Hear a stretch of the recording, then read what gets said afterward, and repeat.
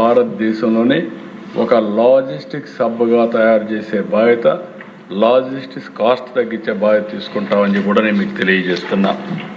ఇక్కడికి వచ్చే కొద్దిగా దిశ లాజిస్టిక్స్లో ఒకసారి మనం చూస్తే చాలా అవకాశాలు ఉన్నాయి. గవర్నమెంట్ ఆఫ్ ఇండియా ఒక సర్వే చేశారు. ఈ సర్వే చేసి 50 లక్షల మంది లాజిస్టిక్స్ ప్రొఫెషనల్స్ బై 2030 కావాలి.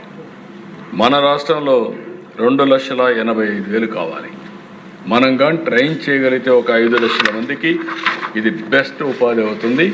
అయితే ఈరోజు మీరు చూస్తే మన రాష్ట్రంలో కూడా 3 లక్షల మంది ఎలాంటి ట్రైనింగ్ లేకుండా లాజిస్టిక్స్లో పనిచేస్తున్నారు. ఒకసారి ట్రైనింగ్ కానీ పర్ఫెక్ట్గా వస్తే, స్కిల్ డెవలప్మెంట్ అయితే ఆటోమేటిక్గా వీళ్ళ ఎఫిషియన్సీ పెరుగుతుంది, ప్రొడక్టివిటీ పెరుగుతుంది. అందుకే లాజిస్టిక్స్ యూనివర్సిటీ కూడా ఒకటి ప్లాన్ చేస్తున్నాం. Government of India logistics centre of excellence కూడా ఇస్తామని ముందుకు వచ్చారు. దానికి కూడా ప్రయత్నం చేస్తున్నాం. ఇప్పుడంతా కూడా ఓరియంటేషన్ మనం మార్చాల్సిన అవసరం ఉంది. ఎడ్యుకేషన్ అంటే మామూలుగా వెళ్ళిపోవడం కాకుండా ఒక పద్ధతి ప్రకారం భవిష్యత్తు ఎలాంటి ఎడ్యుకేషన్కి ఉంటుందో అలాంటి ఎడ్యుకేషన్ స్కిల్స్ అన్ని డెవలప్ చేయాల్సిన అవసరం ఉంది. దీని మీద ఒక లాజిస్టిక్స్ యూనివర్సిటీ ఒకటి, రెండోది ఏవియేషన్ యూనివర్సిటీ అట్ విశాఖపట్నం